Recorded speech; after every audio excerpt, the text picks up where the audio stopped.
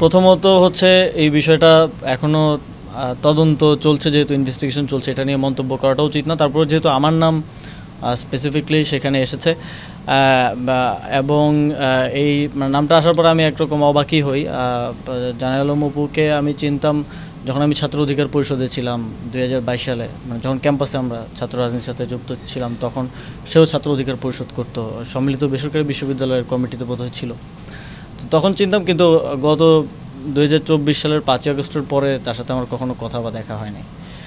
এবং এই ধরনের একটা ক্লেম আসার পরে তারপরে আমরা আবার আরেক জায়গা থেকে জানতে পারলাম, আজকেও কিছুক্ষণ আগেও আমি ক্যাবিনেট থেকে বের হয়ে দেখলাম যে একজন সংবাদ সম্মেলন করেছেন তার স্ত্রী পরিচয়ে। আমি খোঁজ নেওয়ার চেষ্টা করছি যে আসলে কী ঘটনা, তবে তিনি সেখানে দাবি করেছেন যে অপুকে গুম করে নিয়ে এই স্টেটমেন্ট আদায় করা হয়েছে জোরপূর্বক। যদি এরকম কিছু হয়ে থাকে, এটা আসলেই অত্যন্ত শঙ্কাজনক। 5ই আগস্টের পরের বাংলাদেশে আমরা যদি আবারও আগের মতো, এটা আসলে ঢাকা বিশ্ববিদ্যালয়ের গেস্ট রুম হতো, আপনারা জানেন আমাদের এখানে আয়নাঘর ছিল, যেগুলো 5ই আগস্টের গণঅভ্যুত্থানের ফলে এখন অকার্যকর। সেই প্র্যাকটিসের দিকে আমরা যাচ্ছি কিনা, এটাও একটা শঙ্কার বিষয় আর কি। বান্ডেল থাকলে প্রতি সেনমানিতে টাকা বাঁচবে।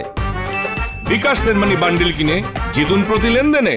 আমি মাঝে মধ্যেই আমার রাতে যখন কাজ শেষ হয়, প্রায় কখনো কখনো ভোর হয়ে যায়, আমি রাতে খাওয়া দাওয়া, ওই সময় বাসায় আসলে খাওয়া দাওয়া দেওয়ার মতো কেউ থাকে না খাবার। তো আমি মাঝে মধ্যে বেশিরভাগ সময় যাই 300 ফিটের নীলা মার্কেট বলে একটা জায়গা আছে, আপনারা জানেন, ওখানে হাঁসের মাংস খুব ভালো পাওয়া যায়। তো ওইখানে হয়তো যাই 4-5 জন মিলে। তো আবার মাঝে মধ্যে ওইটা আবার বেশি ভোর হয়ে গেলে বন্ধ থাকে, তখন ওইদিকে ওয়েস্টার্নে যাওয়া হয়। তবে এক্স্যাক্ট ওই দিন আমি গিয়েছিলাম কিনা বা সেখানে ছিলাম কিনা, এটা আমার এখন দেখেন সিসিটিভি ফুটেজে হেলমেট পরা যে কাউকে যদি আমাকে বলে দাবি করা হয়, এটা কতটুকু আসলে বিশ্বাসযোগ্য বা কতটুকু, আমি এই বিষয়ে আর বেশি কিছু বলতে চাই না, কারণ এটা তদন্তের অধীনে একটা বিষয়, যেহেতু তারপরে অনেক কিছু বললাম, কারণ আমার বিষয়ে যেহেতু এলিগেশন আসছে, আমি সেজন্য বললাম আর কি।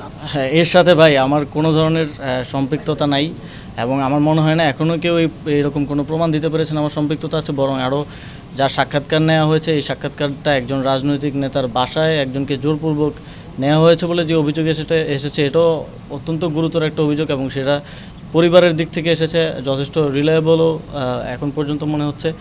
তো এর সাথে যে আমার সংশ্লিষ্টতার যেই কথা বলা হচ্ছে, এটা সম্পূর্ণ রাজনৈতিক উদ্দেশ্য প্রণোদিত। এরকম অনেক কিছু আপনারাও ইতিপূর্বে দেখেছেন, আমরা সেগুলো ডিবাঙ্ক করেছি, এবং এখন দেখছেন, সামনেও হয়তো দেখবেন, এই আর কি। ধন্যবাদ, থ্যাংক ইউ।